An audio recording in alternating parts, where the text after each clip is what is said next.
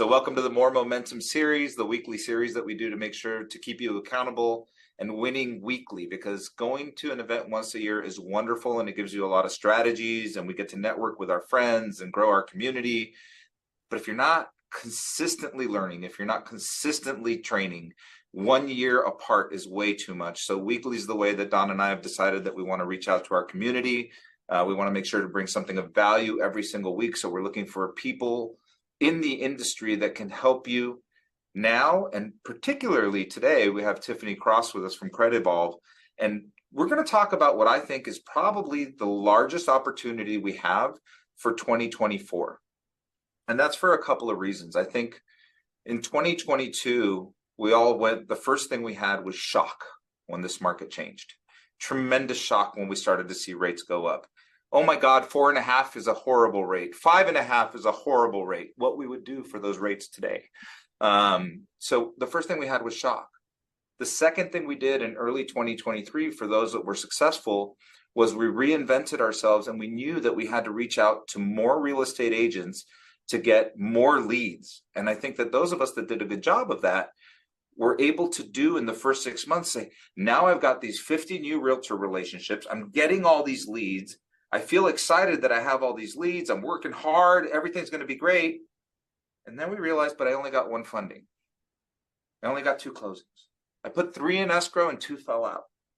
Now we start to get demoralized. So what we have to identify is we learned how to create more opportunities. Now we have to focus on conversion. And, I'm going to say that we are not always the best at conversion in this industry because we want to work with those that are ready, willing, and able. But how do you follow up with people in a way that changes the dynamic so they don't go somewhere else? You already did the work. You already collected their information. You already did everything you were supposed to do, and they're just not buying. But if you don't stay with them, they didn't stop wanting to buy a home. You have to stay close to them. And sometimes some of them weren't perfect and they were missing a down payment, or their credit wasn't good enough, or something along those lines. So what I want to focus on our community for 2024, I'm going to use the word nurture. I want to make sure that we nurture our clients. We're not in an environment where people are ready, willing, and able to act immediately because of the circumstances, because there's no inventory, because of the real problems that we're facing with high interest rates, and it's difficult to qualify. So how do we nurture clients, Tiffany, in a market where we need to stay close to them for 3 months, 6 months, 12 months? And I know that you and your group nurture people that need their hand held more than everybody else. Absolutely. Wow. What a wonderful way to introduce this conversation, right? And I think what really sets this conversation in motion is the alignment, right? The fact that we're all aligned with the idea that transactional real estate is really not where we are, right? We have to be relational. We have to have empathy. We have to care about consumers and frankly, what their story is. In our world of with Credit Evolve, we partner consumers with nonprofit HUD counselors and coaches. And it's interesting because a lot of times we get the conversations flowing, we get excited about the leads, and then all of a sudden, they go to Credit Karma and discover, okay, I guess my buyer wasn't really ready. And then other than a what if simulator and a few tips and strategies, really nothing comes forward, right? And then it's move on to the next one. So I love this conversation about how do we take that no and turn that into possibly a not yet by creating an ethical way forward. And it's all about staying engaged, truly caring about the fingerprint credit solution, and knowing that there absolutely is a way to make it possible for consumers. In fact, a lot of times when we look at statistics, we know that what used to be 35% denial, right? Whenever we look at the stats, we go, how did we go from 35% all the way up to 50 and higher of people getting denied mortgage loans with some sort of credit issue? Well, it used to be sort of a here, highlight up a credit report, send it off to the consumer and hope they do the work, the DIY solution. We know that when that's the approach that's taken by a mortgage lender with their client, only 2% of the consumers that had that experience will ever return back to the original lender that they spoke to, just 2%. And then unfortunately, because we have been so spoiled, we're not dripping those people. We're not staying in contact with the people, and very rarely do they ever come back. So our goal is to keep those consumers in your universe by truly creating what I call a way-making philosophy for them, so they understand that home ownership is absolutely possible. And frankly, your credit is not necessarily a characteristic. It doesn't have to be a personality flaw or show that you're a bad person, right? And I think there's a lot of shame around the conversation of credit. And we as professionals have the responsibility to create what we call solution mindsets, right? And positivity. Yeah, I think, the other thing you just touched on that, is near and dear to me is two things. One is you said, that we want to be relational and we act transactional. Let me define what that looks like, because every loan officer I know raises their hand and says, I'm a relationship-based loan officer, unless you're in a call center. But if you're a retail mortgage originator, you say, I'm relationship-based. Are you though? So let me ask you, usually what ends up happening is you get a lead. Well, you're relational on that first call. Let me guarantee it. You're going to be the best damn relational person on that first call. Then what happens is there's this law of diminishing intent. And you go through the process and you filter them out and you pick who's going to win and who's going to lose, and you do all this. And with your winners, you stay really close. You make multiple phone calls. You stay really engaged with them. And it's not your fault. They're engaged with you too. But what are we doing with everything that we're losing? That's the missed opportunity, is everybody else that's not being incubated. And then I challenge you to also think, are you really relational? When you're in a transaction with somebody and you met this lead and it's a hot lead and it's working and you're writing offers and all this stuff, you're in contact at least once a week, if not more. Then when you're in the transaction, you're in contact at least once a week, if not more. What makes you think that when a transaction closes, it's okay to contact them once every 3 years? That's bullshit, guys. The truth is, we're not relationship based. We're working as hard as we can on those that are going to give us an income and feed our families. And it's okay, but we need to make the transition. Millennials and Gen Z, their bullshit meters on high. Media has numbed them and they don't believe anything is true. So the only way to really, truly, like you said, Tiffany, to show them that you are a relationship is to show them that you care. Mm-hmm. And to show them that you care means that you're going to do things without expectation of things in return. So the question is, what can you do for them? One reason I think credit is such a hot topic for me right now, Tiffany, is credit card debt is at an all-time high. Credit card debt and the relationship of your revolving balances is 30% of your score. So you're going to have these people that are very diligent, have never missed a payment, maybe only have a couple of inquiries, they're going to have a 685. And they're not going to know why. And granted, you could do, hey, look, we have Cameo. We have a photo bomber back there. So then how do we help those people? That's a short incubation period, right? We can help those people sooner, but I think we're going to be having a lot more of these conversations versus over the last 5 years where everybody was flush with free money. Everybody had their credit card payments at zero. Nobody had any debt. We're going into a different environment. So incubate, be relational, and nurture people. 2000%. And I think what's interesting is we see a shift, right? We've seen a shift coming. Typically human nature is to become paralyzed, whether you're a lender and your business shifted overnight and you're trying to figure out where the cheese moved and how do I catch it, versus, the consumer. Frankly, the consumer had the same exact situation happen. In fact, there's that period of time where we have that rubber band theory, right? Where you can just kind of keep stretching the rubber band.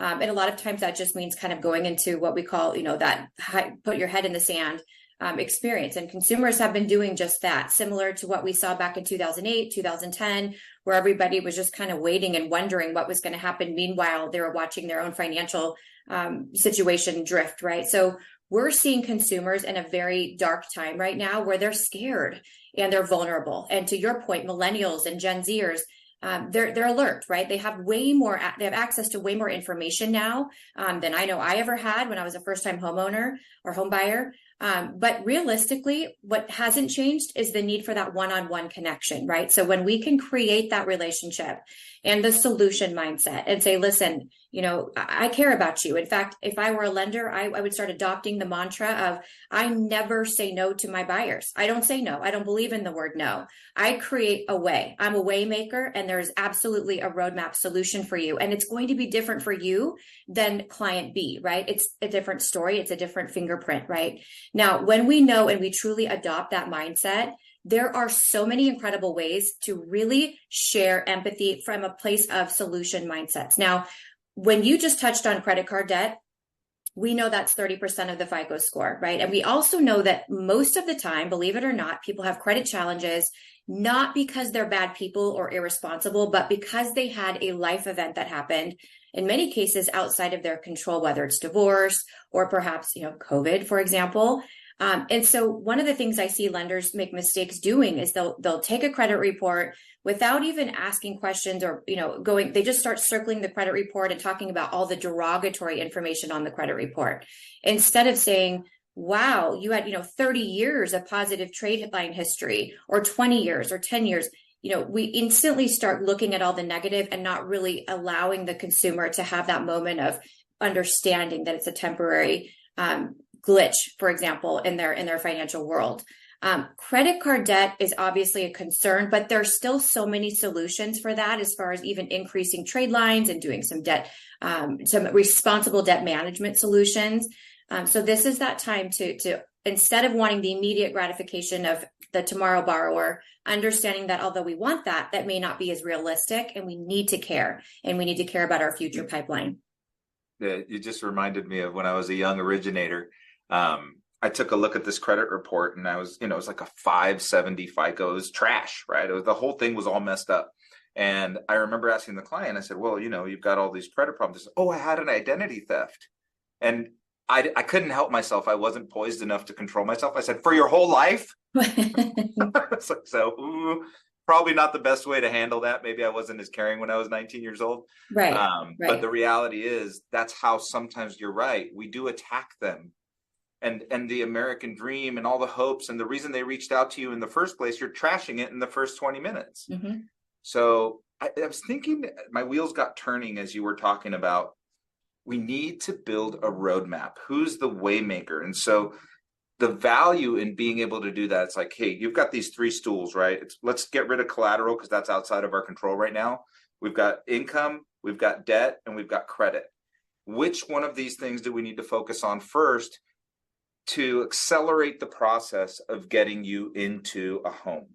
And the hardest one is income. That's the hardest one to control. But when we're looking at debt and credit, those two are tied together. And so we can put together a roadmap, and I'd love for somebody in the community to, and I'll try to, but I can't promise I'll have it soon. I'd love for somebody in the community to put together some sort of a marketing piece with the roadmap. And Sonia's probably working on it right now that I just said it. And that way we can fill in the blanks for people on what steps they need to take. And then that's how we keep people in our ecosystem. And there's a lot of tools that you can use, right? So a lot of us have access to FinLocker. And FinLocker is white labeled at a lot of different companies as different things. But FinLocker is a place where you can give them access to their financials, access to their credit reports, and then we can track the progress if we built a roadmap and see which of the things need to be done next. And do you think it would be more relational, Tiffany, if I called once a month and say, hey, I'm reviewing your financials and I see that your credit debt is down by 5% and your credit score went up by 10 points. Great job. You're on the road. Keep going. You're going to get there. Absolutely. And, that is why our program is so phenomenal. When you connect your credit challenged buyer, we recognize that you're not a credit expert. And very frankly, very few lenders, especially if they've been in the business for 15, 20, 30 years, are credit experts, because the industry has shifted so much. I mean, think about how much technology has impacted your industry. Imagine how it's impacted ours, the credit world, right? So you don't have to be an expert in credit, but you do need to be able to connect the consumer. That's all it really is an introduction to Credit Evolve with a nonprofit HUD counselor. But that's exactly what our program allows for, right? It's a coach that goes through the story, figures out the solution, and then every single month provides a very robust and granular update to the lender, not only with the mortgage FICO scores and how they've improved every month, but what we call the success plan. We give you a copy of their monthly success plan, which is essentially a synopsis of what the coaching call for that month entailed, what advice was given, congratulating them on their credit card debt being decreased, collection accounts being settled and resolved. You get copies of that.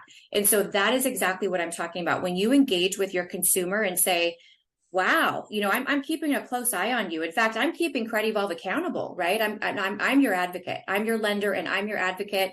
And we will race across the finish line together the minute you're ready. And then take that same update and communicate that success with the realtor partner. Because of course we want to show that we cared about their referral, right? That we didn't just say no, we said, yes, we want to make a way for you. It's a great way to create raving fans, stay engaged. Now, if you do refer a client to CredEvolve, what's fun about it though, is that sometimes consumers need a little time to do some research or maybe marinate in the solution. It's kind of like when you first join a gym and you're not totally ready to the commitment of the diet and the exercise. That's okay too, right? It's about what we keep saying is the roadmap. We provide the credit version of that roadmap. And sometimes the FICO score credit roadmap is very different than the underwriting guideline roadmap.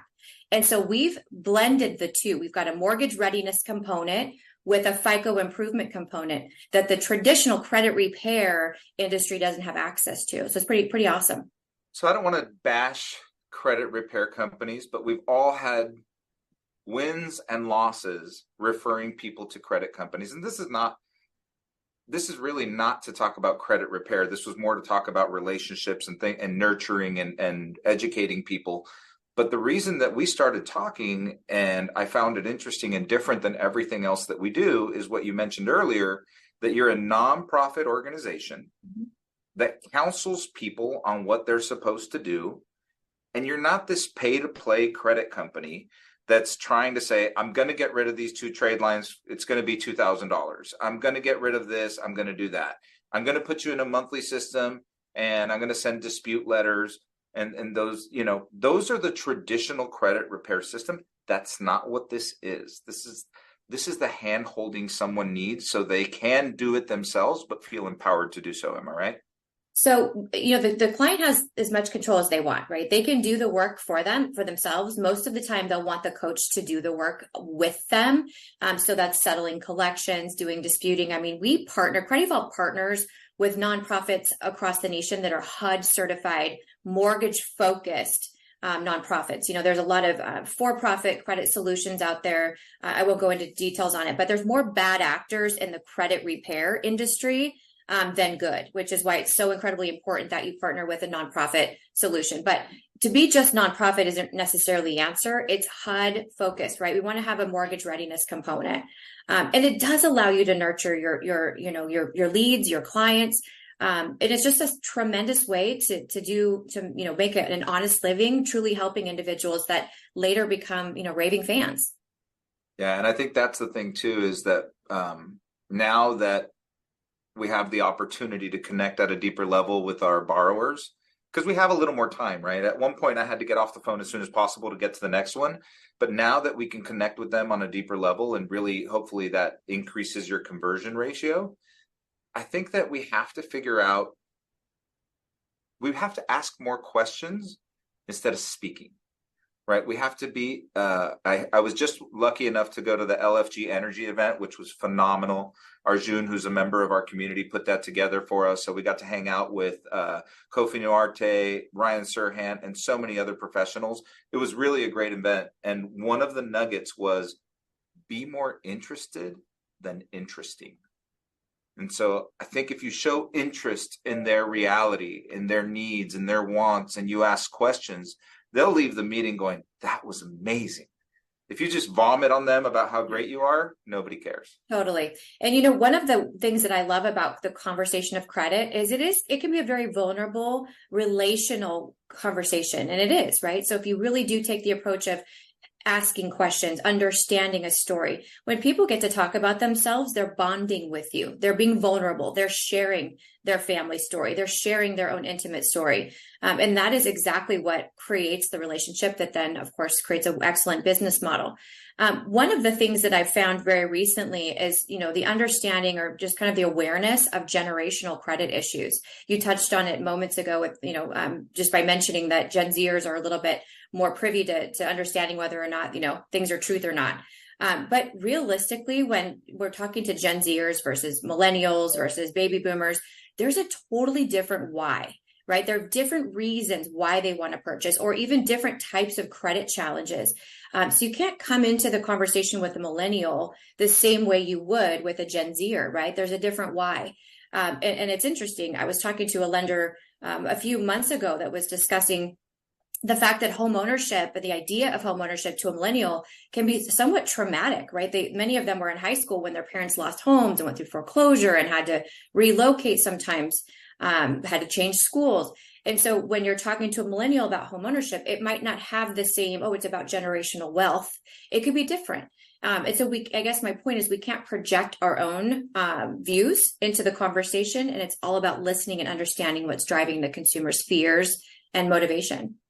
My favorite question ever. And if you're a mortgage loan officer, ask this question. It'll change the dynamic of every conversation that you have with your borrowers forever. Why is home ownership important to you? Every single one of your consultations should start with that question, because then it will give you the direction you need to take. So I'll give you an example. If you ask that question and someone says, because I want to build generational wealth, then you know where to go with that conversation. You're going to talk about investment properties, portfolios, and things of that nature. If someone says, my parents came to this country and they always wanted to buy a home, but they were never able to, and they gave me the opportunity, and I want to show them that all their sacrifice was worth it because I'm going to be able to buy a home. That's a completely different conversation. And if you know that that's the reason behind it, nothing will ever stop that person, because that's their why. But the other guy that just wants to make money as an investment, they may transact, they may not transact. It's all about the dollars.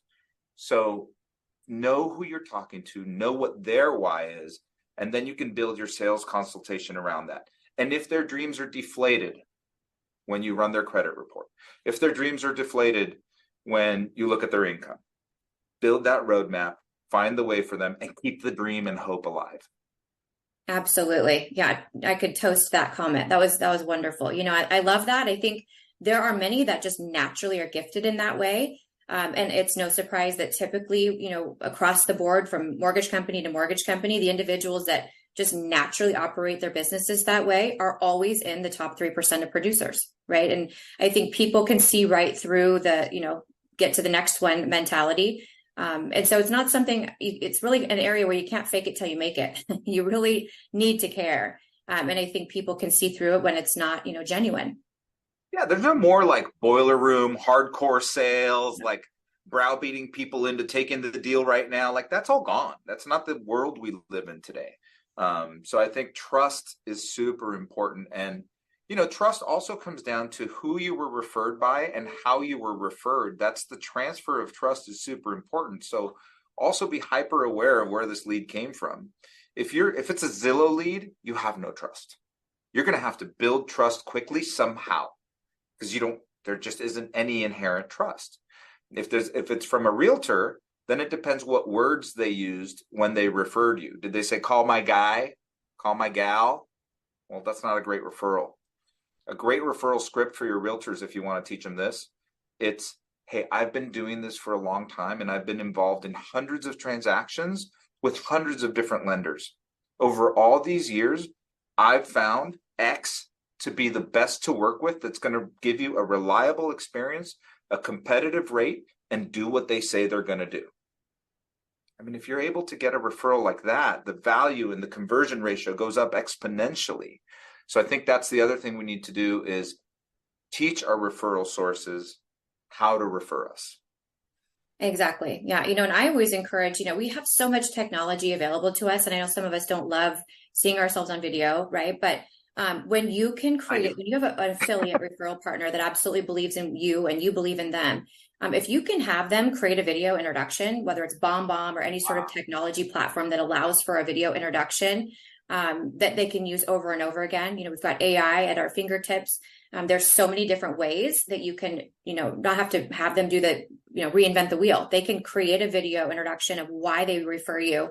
And it can actually update every time it's sent and look like it's coming uniquely each time. So there's some fun ways that we can use technology to do that. But I agree with you. It's all about the warm handoff. I mean, you just blew my mind. I don't know why we haven't been implementing that before, but a video referral is so different than giving somebody a business card. Or, I love that idea. I'm going to run with that myself.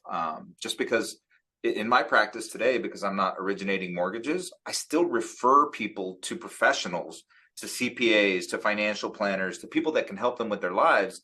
It's still something that I'm engaged with. And that reminded me now how much better that referral could be if I could send a video to both of them at the same time. The referral source can watch the video and see what I said about them, elevate them to the level of the professional they need to work with. I love, love, love that idea. Well, and Gina, if we take it a step further, right? So when you're getting those updates from a somebody that's making progress, take the time to make a video, right? Say, congratulations. I am so proud of you. I know how hard it's been to restructure your family budget and to really focus on your credit card debt. I know it's been a sacrifice for you guys, and I'm cheering for you. If you have any questions, let me know. But, really, I just wanted to give you a high five virtually and let you know I'm watching your progress, and I'm here if you have any questions. That coming from a lender to a consumer, you want to talk about referrals. Even while they're in that recovery process, you're going to get their friends and family referred to you while they're in their waiting period. Now I'm going to tell you something else. The reality is it's also the most efficient method. So you're going to have a higher conversion. You're going to deepen your relationship. They're going to get to see your eyes, your sincerity, your body language, all the things that helps people understand whether you care or not. But most importantly, it's only going to take the 2 minutes that it takes to do a video. Because if you call them, it could be 45 minutes. So it's also the most efficient way to communicate with people. So it's quick, it's efficient. It should be pretty simple to just pop out a 2-minute video. I love the strategies that we're going into right now. These are things you can apply tomorrow with tools you already have to be more successful with the leads that you're getting, which is exactly where we started this conversation, is that we needed to focus on how we change our conversion rate for 2024. I don't need more leads. I can tell you that most of our loan officers today in our region are running plenty of credit reports. Plenty of credit reports. That's not the problem. The problem is getting them to the closing table. And I think the more video we use, the stickier they'll be with us. So I love that idea. I do too. And, I think one of the other things that questions I get quite a bit is, and you alluded to it before, right? So income, it's, that's a tough one. We can't just all of a sudden double our income and become qualified. And we can absolutely take a FICO score from a 500 to a 680 in a short period of time. It's like losing weight, right? It's not, it's very common to lose weight. We just have to follow the procedures that make that possible. But content, it's funny. I listen to content, whether it's on video, I read, see LinkedIn posts, and you can tell who's using, what strategies. And it's interesting. The negative narrative never works, right? That doom and gloom. Oh my God, this is the worst I've ever seen. I hate my life. Those types of social media posts are obviously less valuable than, did you know? And, how can I edify you? What can I make better for you? A lot of credit content. I always tell my lender partners, go to myfico.com, go to reputable resources that give free education, frequently asked questions. You can take off an FAQ right off of myfico.com that is true because it's not coming from TikTok. It's coming directly from Fair Isaac Corporation's website. Plug it into ChatGPT. Ask ChatGPT to take that short frequently asked question, create a 60-second video that you can present, so that you don't have the excuse that you don't have content, or I'm a horrible writer and I don't know what to say. We got to start checking the boxes a little bit in our businesses, that we have to do the hard things, and we need to do them often.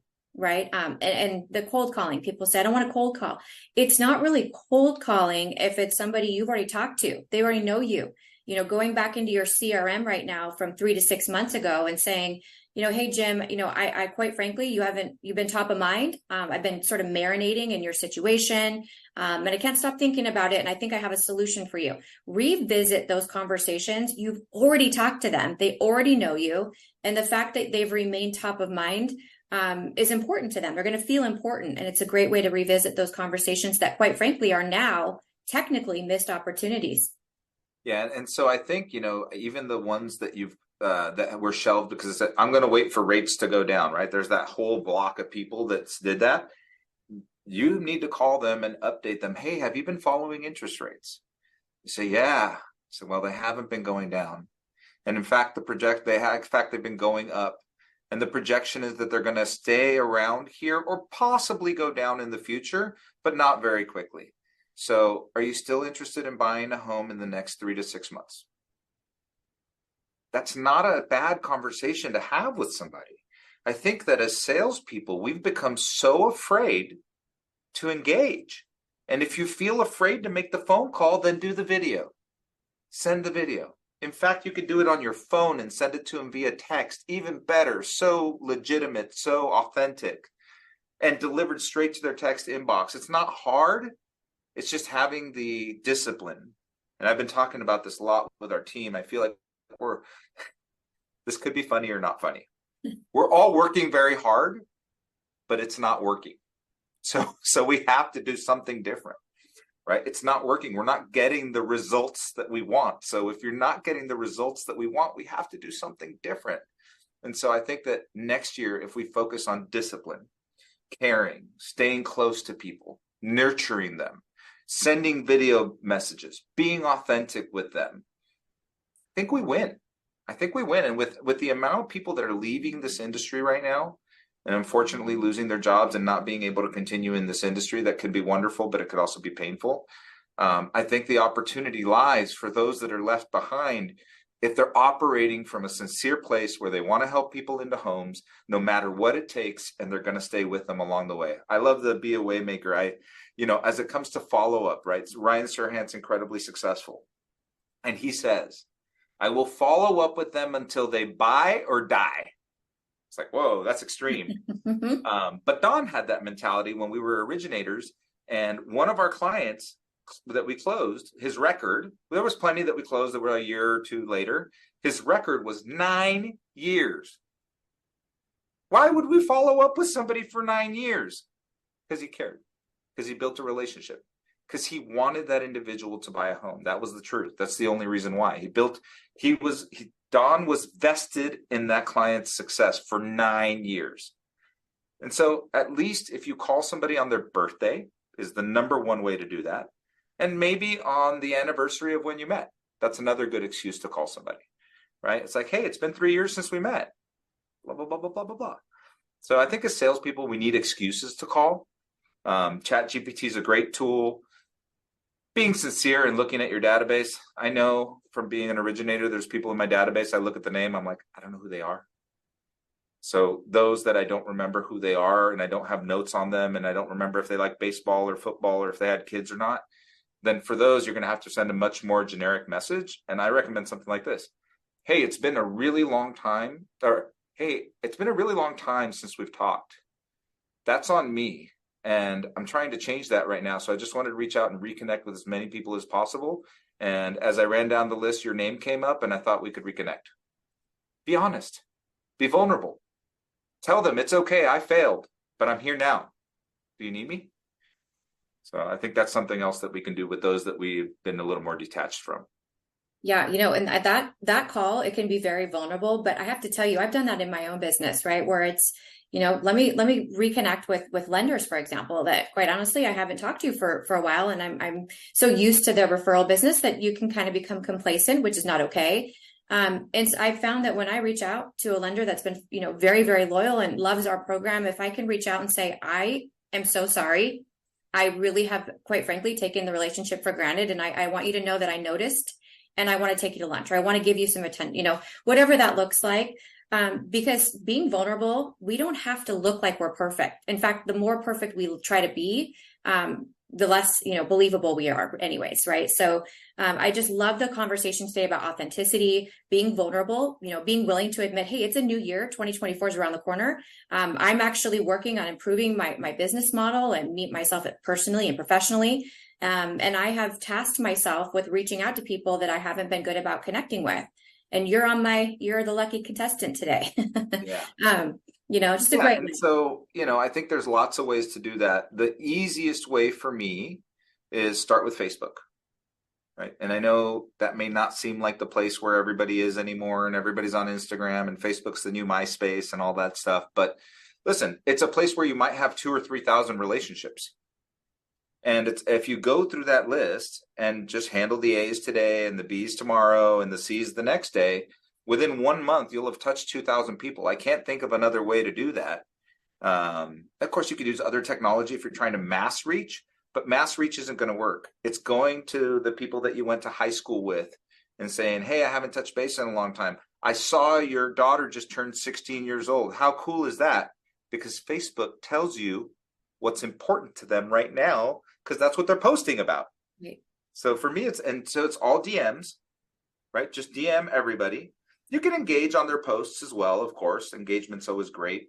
Engage with those that engage with you. But if you want to reach out to those that the algorithm's not showing you, go through your friend list and DM, DM, DM, DM. And so 10, 12, 15 people a day, easy way to communicate. I agree, 100%. It's just being consistent and, one bite at a time, right? So about consistency and discipline and all those things, what tips do you have that help you in your business be more disciplined in your life? That is such a great question. Realistically, I had to come to terms with the fact that, to your point, working harder, doesn't always bring in revenue. Got to be smart with your business, but I literally calendar everything. I calendar social media time. I calendar outreach. I calendar, for all kinds of things, even my personal world, everything's on my calendar, because your to-do list gets hijacked all the time by things that are not revenue building activities. So if you look at my Google Calendar, it's always color coded. I'm super organized. I know that that's a roadmap, right? Again, we use the word roadmap. Obviously, things come up in between, but I move that task to the next day and highlight it as number one importance. But at the end of the day, it's just being organized, accountable. I love having accountability partners. I'm not a huge fan of meetings. If it's not going to be productive and actually implement change, take it off the calendar, right? We have so many meetings in our world sometimes with things, and it's really kind of the same thing. Let's talk about what we're not going to do and then not implement it. And then we just wasted a prime time calendar spot, right? So I'm all about, deciding. And frankly, if I'm going to be in the meeting, am I providing value, right? Am I providing value to the people on the meeting? Because if not, maybe I shouldn't be there, right? So just being accountable and looking at that calendar and doing the hard things. And I will say, I do all of the things I don't love to do. I do them first in the day. Otherwise, I dread it the rest of the rest of the day. Okay, so you just talked about something. So that's a Brian Tracyism, right? Which is eat the biggest frog first. I had to modify that a little bit, right? So take the lessons that you learn from coaches and make them your own. So to me, eat the biggest frog first meant do the most difficult thing that you've been procrastinating on and get that out of the way. It still felt difficult. It still felt challenging. It was waking up at 5 a.m. to go to the gym type of thing. It was still, as much as I wanted to do it, as much as it's on my calendar, it still requires this massive lift to be able to execute. So I just changed it a little bit. What one thing can I do today that when I go to bed, knowing that I did this one thing will make me feel like I had a great day? And it's like, that's so much easier. Now, it might be the same hard thing that I was procrastinating, but I'm not thinking it's this impossible thing. I'm like, oh man, if I got this done today, like this would make me feel happy. And so then what happens is your behavior changes around that. So even like I'll get an email from Don. He's like, hey, did you do this? And I said, not until I finish doing that. And so now he's not able to hijack my time because he knows that my priority is to get that one thing done today. And so if we each have that one thing every day and you do 20 to 30 great things a month that you said are non-negotiables, you're going to be much further along as the years go by instead of just running on a treadmill and not getting anywhere. Absolutely. Yeah. And I think if we're honest with ourselves, there's a reason why we're dreading that activity. I think we need to ask ourselves, what is that? Why don't I want to do this right now? What's keeping me from wanting to do this? And it might be, I don't know how to do it. Right. So if that's the answer, then we need to align with people that can help us. That reminds me of this. I think it's Jim Sullivan or Tim Sullivan. Who Not How is a great book. Don has it back here on his shelf somewhere. But Who Not How is a really great book that is ultimately about partnering with people that can help you in your life, but it also helps you a little bit with that delegation skill, right? Where you're able to delegate things off your plate. I used to be just dangerous enough at credit that I could handle it myself and give them the DIY roadmap without having to refer them to anybody. But it wasn't the best use of my time. I would have been so much better off referring it to someone that does that day in, day out, lives it, eats it, breathes it. And so as we've become more successful in our business, and you'll hear this, successful people say this all the time, it's because we've surrounded ourselves with people that are better at those things than we are. That's really the truth of a CEO. The CEO is a decision maker. They are not a doer. There's so many better doers in the organization that you could surround yourself with that focus on one task and one task alone instead of trying to wear 100 hats. Agreed. Absolutely. So I don't think it was funny. Sonia said she had to go pee, so she ran away. That's awesome. You could tell Sonia doesn't pull any punches. Authentic is very authentic. Tiffany, what do you want to leave us with today? I don't want to just hang out here and just chat, like you said, just for the sake of being in a meeting. Is there something that we didn't cover that you think is important that our community should hear? No, I think if we could just leave that, we have one more month in the year, right? Well, when I consider November already almost over because that's how I think, but revisit the opportunities, right? Don't leave any opportunities on the table, right? This is a time to revisit your CRM, be honest with yourself, right? About what your business looks like. What does your pipeline look like in 3 to 4 months? And start adopting the mantra of being the way maker, right? And that you never say no. Your solution mindset doesn't have to be just with credit. We are who we partner with and who we associate with. So I think this conversation is well highlighted with all of the main things that, my messaging.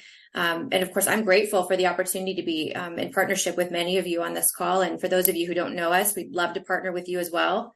But I think we've hit most of it. Cool. Awesome. Well, I think it's been a great conversation. I think it's super relevant to what's happening today. It is the roadmap for success in 2024. I truly believe it. All the things we touched on, there's at least 10 strategies that somebody can go home with and implement them right away to have a better 2024. So thank you, Tiffany, for being with us. I really, really appreciate your time. I know you're super busy, and I can't wait to see you at Momentum Builder. Thank you so much. So excited. All right. So we have a little bit of housekeeping here. So we've got a couple of great events coming, just like the one we had today. So Brett Figueroa was my coach in 2008. So talk about being in the dumps. This guy kept me in the business when I wanted to quit. So don't miss next week because that's going to be awesome. And then you've got Keith Collins with Bill Hart. And Bill Hart has 30,000 hours of being a coach. It takes 10,000 hours to master something. What do you think happens at 30,000 hours? The man is a savant, and he's going to help you succeed for 2024 as well. And of course, super, super important. Sonia, if you go to the next slide, Momentum Builder 2024. And it's February 20th to the 22nd. We have a killer lineup. We have an amazing setup. We're super proud of what we're putting together with all of your help. It's going to be life-changing, and you'll see that our theme is reboot. The theme is reboot because that's what we need to do. Hit Control-Alt-Delete on this thing and have the best year ever in 2024. Put 2022 and 2023 behind you and use it as a story and talk about it in the future like I talk about 2007, 2008. Woo! All right, so thank you all. Have a wonderful day, and hopefully you got something of value that you can implement right away. Thank you for being on the More Momentum webinars.